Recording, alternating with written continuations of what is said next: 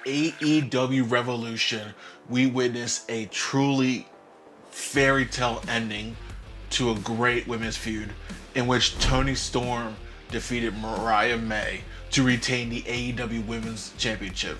Now, this match was dubbed as the Hollywood ending, and that's exactly what it was. It got me thinking, what are some other recent women's feuds that truly just captivated the sport? We stacked them up and see, is Mariah May and Toni Storm the greatest women's feud in professional wrestling history? Let's find out. Before we get into it, go ahead and like and subscribe.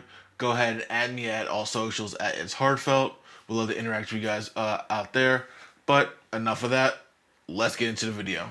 Well, let's just start off with the namesake. Mariah May and Toni Storm had a fantastic feud that spanned from the fandom from Mariah May to Toni Storm to a friendship to ugly attack when Mariah May won the Owen Hart Memorial Cup, getting a shot at Toni Storm's title. Barbaric, brutal fashion took a shoe and just beat the living dog shit out of Toni Storm, signaling that it was the end of the friendship and that the most important thing was the AEW Women's title. Mariah went on to win said title at All in Wembley. They would culminate all the way months down the line at Grand Slam Australia, which Toni won back the title and then defended it successfully at Revolution. And in between, you had possibly one of the greatest modern characters now in timeless Toni Storm, which, if you don't know, it was basically Toni Storm took on like a Marilyn Monroe impression, like the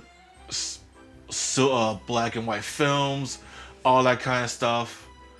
And Mariah was, the protege, then the friend, and then came into her own and was, big boss. And it was two characters that absolutely bought into the whole premise and made it work that much more, because it was, at times goofy, but it was passionate, it was serious, and a lot of times it was violent.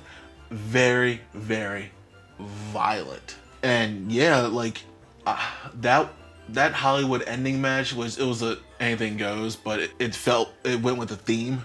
That match, one of the main reasons why, there was hype around Revolution this year, those two women worked hard to make sure that eyes were on them, that, there's a joke at internet that a lot of times women matches are the bathroom break or the ones that get no pop. Exactly, no pop.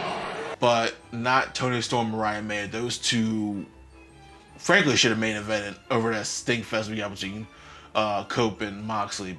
That should have been the ending. That should have been the way you sell the pay-per-view. And it's not because of what anyone else does. It was because the work of those two women elevating that feud to awesome heights. Let's go back, say, 20-ish years to what many consider a pioneer feud in women's wrestling. And we have Trish Stratus versus Lita. This feud occurred at a time when women were more known for bra and panties matches than actual wrestling. And you'll see on like documentaries, especially that I think it's called Ruthless Aggression, where they were, women were told basically you can't fight like the men. And it was hard for wrestlers during that era. Like, you have Trisha, Lita, you have Jazz, Jacqueline, Victoria, all those stuff that were, basically they're told you're out there for your looks and not out there for your skill. But these two had a great feud, wrestling in a triple threat at WrestleMania, having the main event at Raw, which at the time for women was unheard of, and just sitting there and showing the world that, women's wrestlers are wrestlers. They're there because they can fight like the men, they can get down like the men, they can be hardcore like the men, and they can tell a story in the ring like the men, at a time where what was advertised a lot was, come check out so and so in a bra. So that feud really helped. I'm 100% sure, like, a lot of stars of today credit those two for helping them get into the sport and treating it with the respect that they have now. And that's why we have such good women's wrestling now, is because people like Trish and Lita, who helped show that, hey, you just don't have to be a pretty face. You can kick some ass too.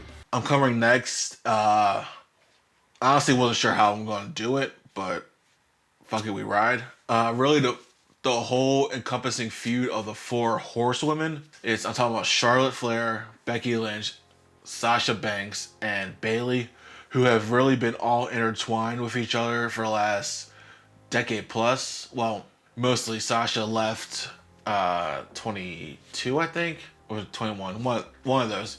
No, it's like 22. She left, then creative differences, and now is in AEW as their TBS champion at the time of this recording, as Mercedes Moné.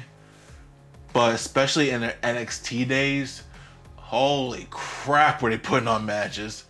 And it was just, four women going out there, and there were others, but I'm focusing now on these four. They were just going out there and, like the Trish and Lita, just kicking ass and taking names in that era of NXT where you had the likes of Adam Cole, Shinsuke, Sammy, all those kind of people who were great wrestlers in their own right, and the women were outshining them a lot of times, to the point where they had the first ever Iron Women match between Sasha and Bayley, and it was so good. Sasha and Bayley's match from NXT Brooklyn, I think it was 2015, was just excellent, and it tore the house down.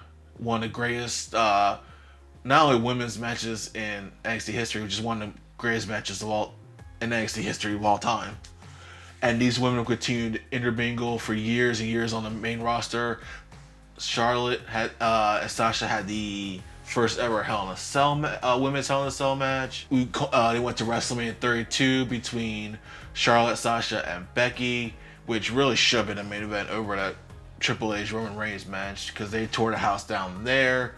At WrestleMania 35, you had Charlotte and Becky along with Ronda Rousey involved in the first ever women's main event for WrestleMania, which is a huge deal. And just those women fighting each other throughout the years, making each other better, making it personal. People came to see the women with these women, and it still continues now to the next generation stepping up. But these women brought the women's renaissance era and got them the women's all women's pay-per-view Evolution, long due for a second one. But just what these four women did and elevated themselves, elevated the card, brought in money, did merch, all that stuff, what superstars are supposed to do, they did it like above and beyond.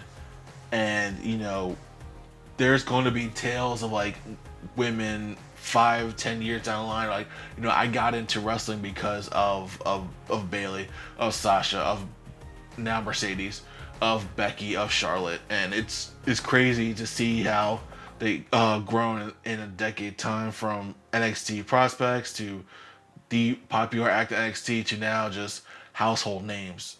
Amazing. And so Mariah May and Toni Storm, that rivalry has to be considered an all-timer for women, definitely, without question.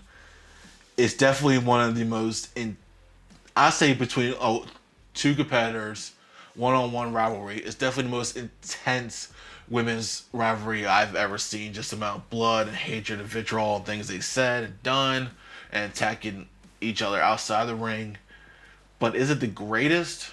A lot of times would get caught up in recency bias. Part of me wants to say yes, but I also know that in reality, the greatest culmination rivalry thing is the four horsewomen. Just on their impact, what they did while fighting each other. Not even their impact like outside of each other, their impact in other venues, just what they did against each other. Spectacular WrestleMania moments and matches, all that kind of stuff. I can't put Mariah and Toni above that. If Mariah and Toni separate for a little bit and then come back and fight each other and have a great, bunch of matches and moments again, we can start looking at that as the greatest women's rivalry ever. But for me, it's too soon, and the true four horsewomen deserve that spot. But time will tell. Alright, that's going to do it for this video, but let me know in the comments, do you think Mariah and Toni is the greatest women's rivalry of all time? Or do you think it's the greatest just general rivalry of all time? Do you still hold the four horsewomen in high regard? Do you hold Trisha Lee high regard? I would love to read it. But as always, again, like and subscribe. It means the world. Add me at It's Heartfelt on all socials. But right now, I am just Heartfelt, and I'll catch you guys in the next video. Peace.